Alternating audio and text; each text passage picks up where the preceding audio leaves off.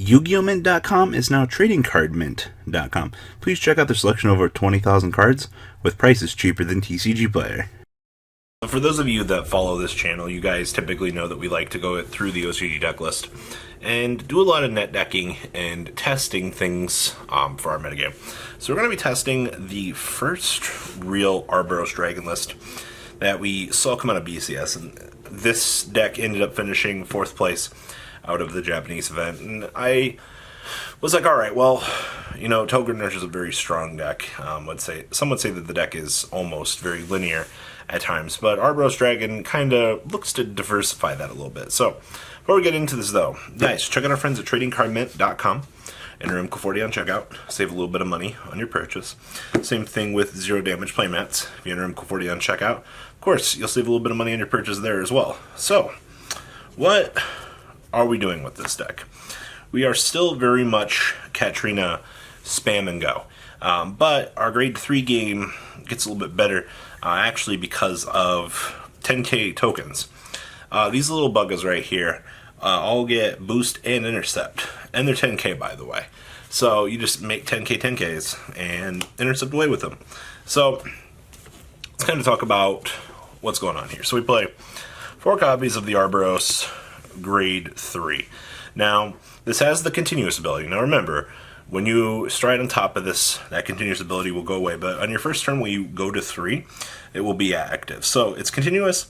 Plant tokens you call are grade 0, 10,000, and have boost and intercept. So basically what you're doing is you get the super upgraded tokens on this turn, and I've honestly found that making the 10ks for the early game intercept and things like that are actually kind of good. And then of course you get the ability to sack a rearguard for free, by the way. It doesn't cost anything, and then you get to call 2 plant tokens, and if you have 5 or more rearguards, this gets 10k. So if, depending on the situation, you can make this 23 plus boost, and then you get to, basically on like the early turn, you make a 5k token, you sack it, turn it into 2 of these, because of your continuous ability. It's actually kind of bonkers how good it is. Outside of that, this card doesn't really do anything else. It's just an Arborous Dragon. The name alone gives the deck synergy. Now, that being said, this build was playing 4 copies of Martina, and I'm a little bit indifferent about this. I get why this card is very good. This card is actually fantastic, but the amount of times that I wanted to go into this, I was a little bit indifferent about. So, Vanguard, on ride, it's a Whole Blast 1, retire rearguard, look at the top 5, and then you get to call 1. And then continuous rearguard circle, when students placed from the deck, it gets 5k and a crit. So you Gladiotus clone it, it comes out. If you're on Force 2, it's like 3 crit, but if it's on Force 1, you're just making these extra 10ks. There were a lot of games where, actually I pretty much think every playtesting game I went Force 2 and just swung. Maybe Force 1 would have been better. With this, in the grand scheme of things, the hindsight's 50-50 with that. But basically, you get to clone these out and have large beat sticks. 27 columns with extra that you can, clone swing. Seems really good. It gives the aspect of Force 2 to a Force 1 oriented clan, basically. And then 2 of the Maiden of the Trailing Rose. Now, I've seen another build as of late that doesn't even play these and went towards these more heavily. I actually I miss the on-ride token generation from this, but because on the turn, you ride and then you stride in that turn, you get the value from this. This doesn't give you any advantage on the turn that you ride it and stride in the same turn. It's just literally a vanilla. At least when you go this, you make tokens. So it's actually kind of important. So 10 grade 3s. I didn't see any problem with the grade 3 count. It's just Martina, she feel very worthless at times. And then, alright, this card is absurd. I actually think that this might be one of the best cards in the deck. So, Vanguard Circle on ride, the next token that you call is a 10k. So you had to make a fatty. And then when placed on Rearguard Circle, you get to call a plant token. It does the exact same thing as Sylvia, but gives you the additional option that if you ride it, you get to make a 10k token instead. And it has Arborous in the name, which is important for the grade 1. Then we play 2 copies of Sylvia. Remember, you have 6 copies of units that you can now clone that make tokens, which means you should always have a booster back behind them. And that's very important to consider and know. So this card is still very good. Just you have to pick your poison between it and the Arborous Dragon. Play 2 copies Gladiolus. This is still cloning bay. This is the reason why your deck is able to extend into an extra attack, and you're able to win games because of that extra swing.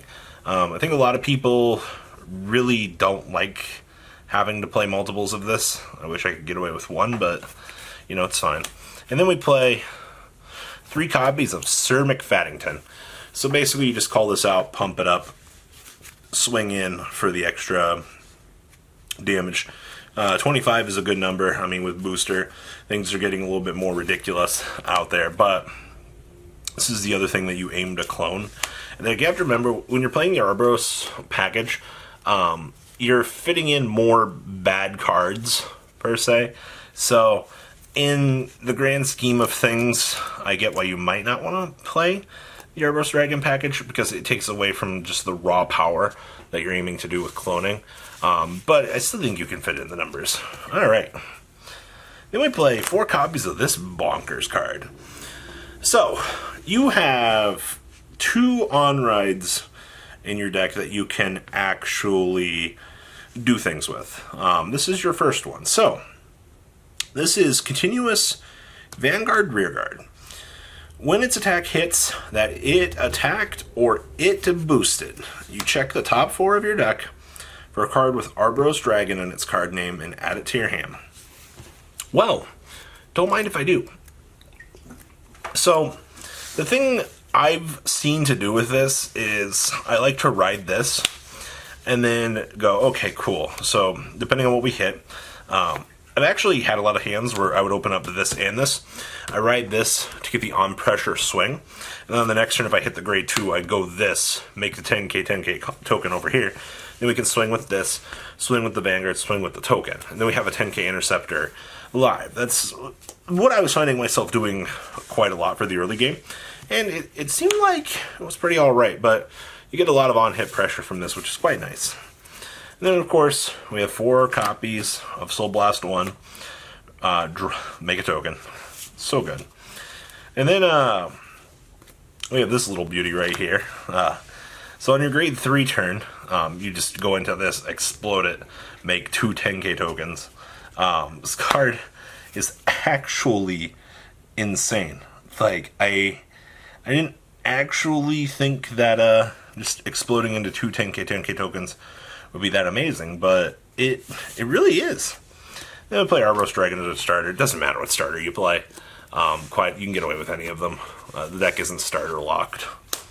And then, of course, we're that guy, so we're on 12 crit Roonies, and then 4 old heals, or 4 new heals. And then, make sure you're packing in all your tokens, because you can make all of them. Actually, I know that I can make 5 of these things in a turn. Didn't actually think that was going to come up. So 3 Katrinas. You can play 4. It's not going to come up, but you get options. This is a flip fodder, though this card is pretty decent. This never comes up. It's also flip fodder. GB8. In a weird world, this could actually come up. We talked about it, and we were like, yeah, we would rather make sure that we have it. 1 recycler. 1 kill with Zoa, in case. Megalomar. I made this once against D-Police, and then I killed him because I'm a sack with triple crit, but I would have survived to the next turn to free stride and win the game, which is actually quite nice. It's the only thing like Megalomar comes up for. It's like some absurd matchup that's going to steal the game. Extra power for tokens. Protection.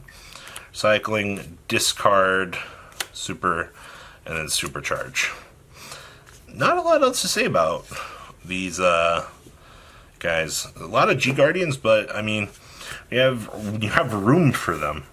You may as well take advantage of the large pool, considering how stapled out your space is. So guys, that is the current list we're testing for the Neo Nectar. What do you guys think? Please leave a comment down below, down there. Tell us what you guys think. Check out our friends at tradingcardmint.com and Zero Damage Playmats as well. And well, guys, enter MCO40 and checkout. Peace out.